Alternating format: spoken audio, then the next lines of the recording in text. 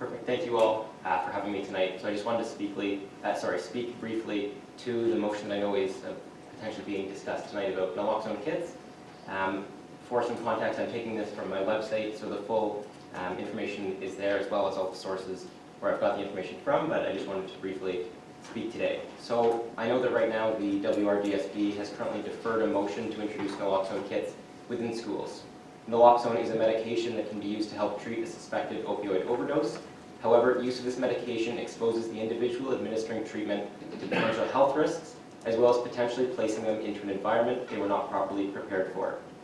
The statement was made that Naloxone kits are akin to defibrillators.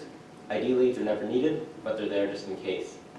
However, there are key differences between AEDs and Naloxone kits, both that the likelihood for additional harm is much greater during the administration of Naloxone, and also the fact that AEDs, unlike Naloxone, provide incredibly clear instructions to guide bystanders during times of extreme stress and shock.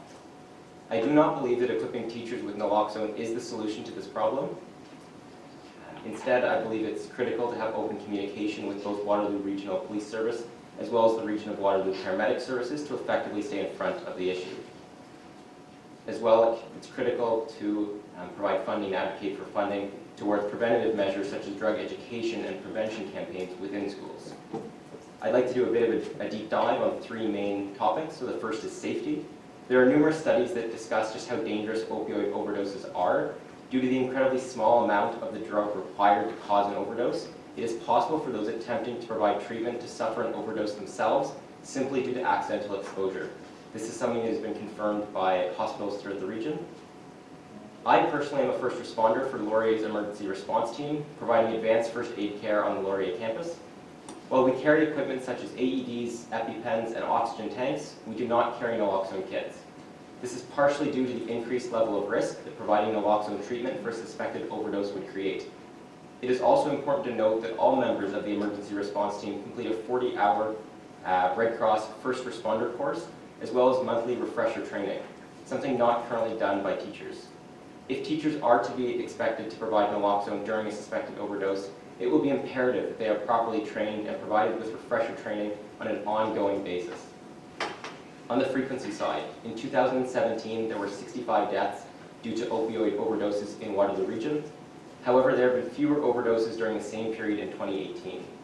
While it does appear that the number of medical emergencies involving opioids has been increasing over the past few years, two pieces of information are currently unclear: the number of overdoses involving minors, and the number of overdose incidents located on school property involving minors.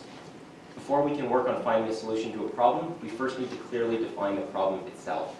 Are students using opioids on school property? And if yes, are they using opioids to such a degree that investigating measures to counter opioid overdoses is warranted? And finally, on a responsibility side, I do not believe that we can continue to ask more of our teachers. Already, we expect teachers to educate, mentor, guide, counsel, provide minor first aid, and so much more. We can't continually give additional responsibilities to teachers while expecting them to do everything they currently do. In addition, responding during a medical emergency is not an easy task. Even after completing extensive training, one can never be fully prepared to handle every possible situation. While it is easy for us to want teachers to do everything possible to keep children safe, we need to realize that they are only human. Instead, I propose a few actions. Work with the Waterloo Regional Police Services and Region of Waterloo Paramedic Services to identify the prevalence of opioid overdoses within WRDSB schools. And should WRPS and RWPS identify that there is a significant risk of overdoses within WRDSB schools, advocate for launching a committee tasked with proposing solutions, potential solutions to the trustees as well as to parents. Work with community groups and interested parties to develop additional educational material focused on drug education and prevention. And finally, create an anonymous website where students can submit information surrounding drug usage and prevalence at their schools.